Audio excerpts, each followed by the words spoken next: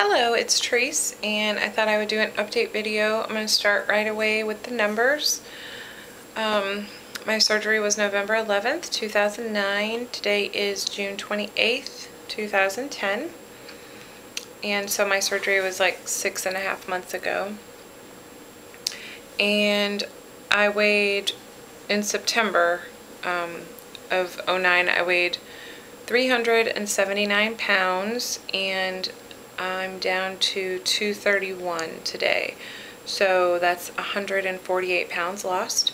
I've lost, the last like 2 months, I've lost like an average of 15 pounds, 12 to 15 pounds. So my weight loss has slowed, but I'm fine with that. I have about like 60 something, like 64 pounds to get to my surgeon's goal, which is 168, but I don't know if that's attainable or not without plastic surgery. But anyway, everything is good, and I don't think I talked about my labs from my 6-month post-op visit to the surgeon's office, but all of my labs came back fine. The only thing that was a little bit, I was deficient in zinc, so I have to take a zinc supplement, and my my calcium, I think.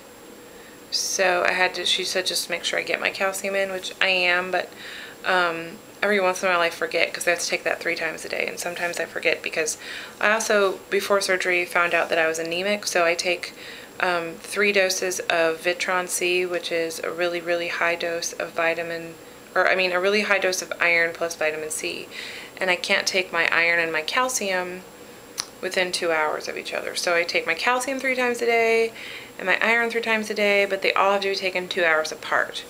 So pretty much every 2 hours I take something most of the day, because my multivitamin has calcium in it, so I can't take my iron with my multivitamin either. Anyway, but my labs came back great. Just those 2 minor things, so that's good. And I take my B12, and I'm pretty good about my vitamins, my supplements. So I also added biotin for my hair, for hair loss, but I don't know if that's really going to help or not. They don't know, but she told me to take it anyway. So anyway, that's all that technical stuff out of the way. Another good thing that happened this month is that, and this is TMI, so if you're a guy or you don't want to know about the girly stuff, you might want to turn it off now. But we've been married for almost 8 years, and both of our kids are adopted because I couldn't get pregnant even with infertility medication. But my cycles have become normal, which is the first time ever since we've been married, and I ovulated for the first time on my own ever since we've been married last month. And I know for sure because I had blood work done by my OBGYN to test my cycles. So, and my progesterone level was high enough. My progesterone level was 16.9, and just to put that in perspective,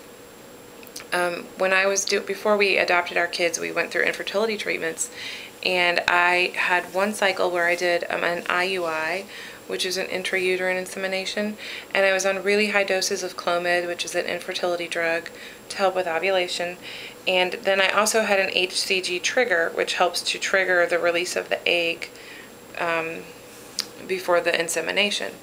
And after I had my Clomid and my HCG trigger injection, and then we did the IUI, they had me come in for a blood draw to make sure I ovulated, and at that time it was only 8 something. It was like 8.7, or maybe 7.7.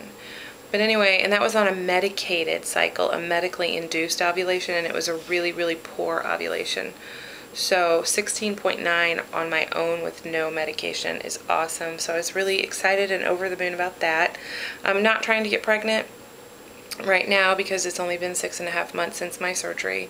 So, but I am going to my doctor's to try to, get everything lined up and see how my body's doing after surgery, and find out if I need to take any supplements or medications to help regulate that part of my body. and I'm starting to take, at the end of this month, I'll start Prometrium, which is progesterone hormones. So I'll take that for 10 days of every month. So that's what's going on with that. And oh, I have PCOS too, which is polycystic ovarian syndrome. And I'm not taking my metformin for that anymore. I don't have to take that, and that's because of my surgery. I don't have to take that anymore. So that's good. Let's see. Oh, the other thing I wanted to talk briefly about was, without getting into a lot of personal details, I think we all know the statistics on the percentage of divorce within the weight loss surgery community, for people that are married and then they undergo the surgery, and the divorce rate is higher. And I'm not getting divorced or anything, but there's definitely a strain in my marriage. And I read some articles and done some research, and and a lot of what I read said that what happens is that the spouse that's had the surgery starts to, come out of their shell. They become energetic and active, and they like move forward in their life, and they leave their partner behind. And that's what's happening is that, I want to go to the pool, and I want to go to the park, and I want to go run, and I want to go to the gym, and I want to go, and I want to cook, and I want to clean, and I don't want to sit around. And my husband doesn't. He's kind of still stuck, and he's not overweight. He's actually right at a healthy weight. He doesn't have a weight problem at all.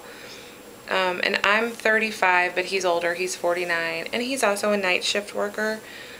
So, and he has sleep apnea, and he doesn't wear his sleep machine, but he's just tired all the time. He either sleeps or works, and it didn't really used to bother me because I wasn't active either.